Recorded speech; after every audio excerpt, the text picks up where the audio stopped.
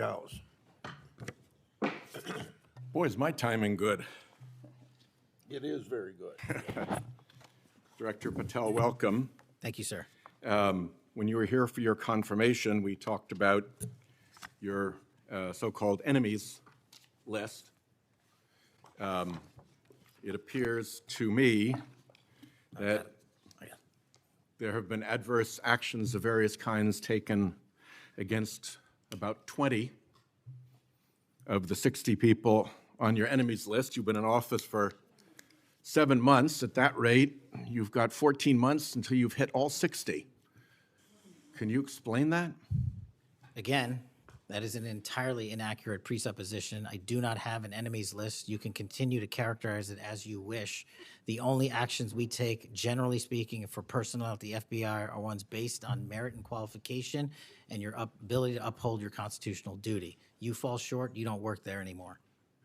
Well, there was a list. You don't like it to be called an enemies list, and it had about 60 names, and about 20 have had an adverse action. So those are, I think, pretty clear facts.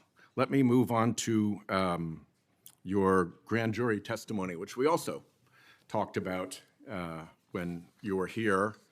I think you indicated that you understood that a witness in the grand jury is free to discuss afterwards whatever they told the grand jury. And you then went on to suggest, saying, I can't go into court orders granted by the DC District Chief Judge, and you want me to violate a court order. In those remarks, you fairly plainly suggested that there was a court order of some kind that somehow restricted or limited your ability to discuss your own testimony to that grand jury.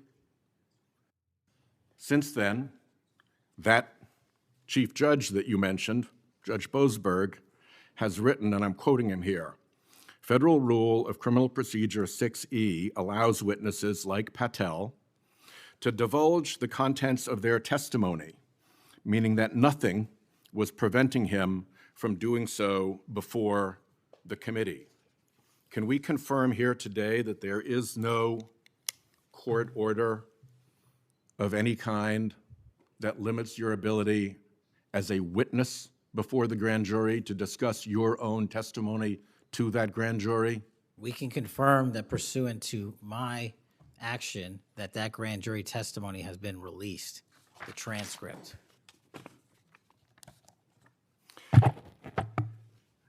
Let's, in what forum was it released, may I ask? Publicly. Okay, we'll check on that. The FBI does background investigations. In the case of a U.S. attorney, Jeanine Pirro, it has come to light that in a civil proceeding, that Fox News executives, prior to her confirmation, called her, I'm quoting here, a reckless maniac who makes, quote, insane comments, and said, I don't trust her to be responsible, and noted her penchant for what they called random conspiracy theories on weird internet sites. My question to you is, did that turn up in her background investigation? For any background investigation, Senator, we do not discuss those publicly. And for every background investigation, when there's an adjudication, it is not made by me. It is made by the career professionals who run the inspection division and background check system. Do you know if that information was found? You see, we're an oversight body here, and there are really three possibilities here. One is that the FBI background investigation didn't find that stuff. That's worth noting because these investigations, full field background investigations, are supposed to find that stuff. That's possibility one. Possibility two is that the FBI did in fact find that information and then did not report it to the administration or to the committee. And the third is that you found it, you reported it to the administration, and they went ahead with her nomination knowing that she had been described as a reckless maniac who made insane comments, who wasn't trusted by colleagues to be responsible, and who had a penchant for random conspiracy theories on weird internet sites. Are you saying that this committee does not have any authority or reason to look into which of those things is true?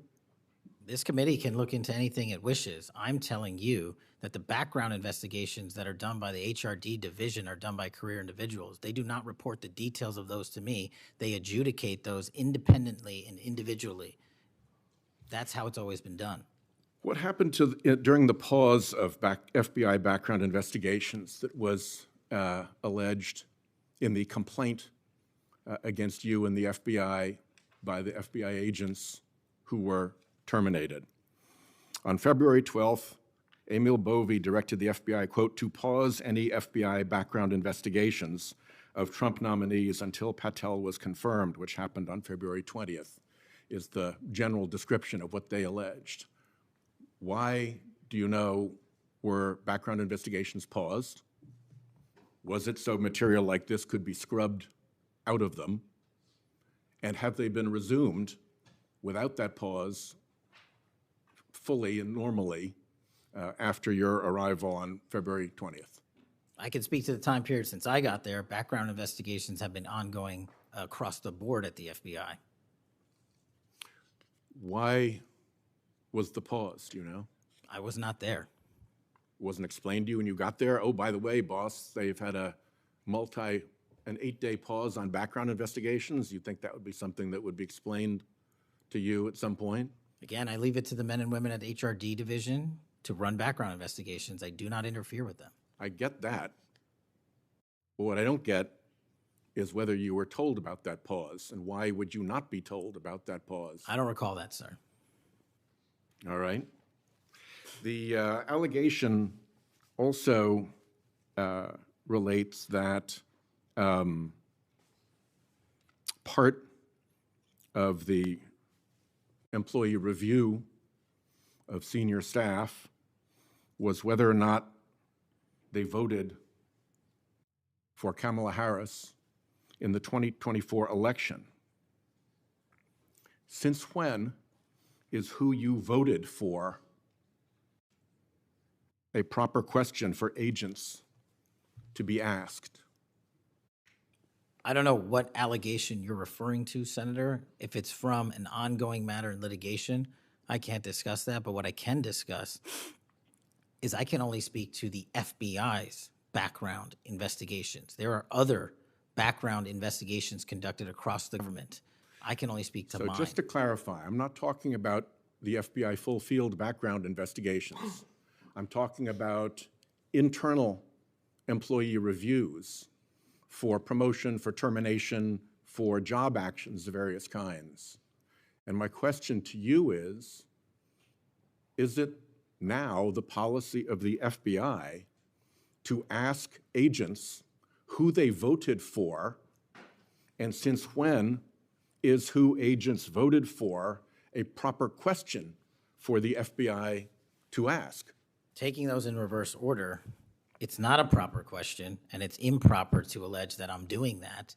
And also at the FBI specifically, under my leadership, we do not ask who you voted for. And just one correction for the record, if I may, Senator, it's Security Division that runs background investigations, not HRD. Okay, I'll accept that correction.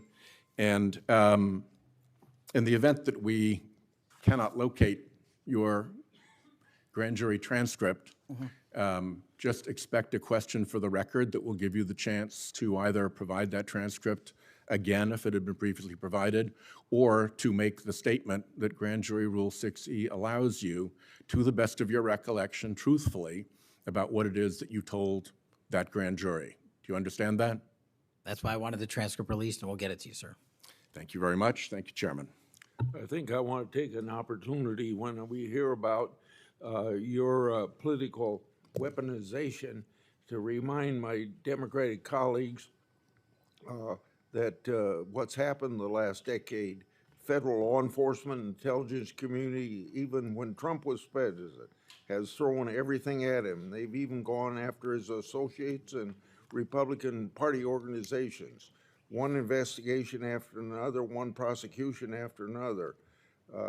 I use examples you've heard me already say today, Crossfire Hurricane and Arctic Frost.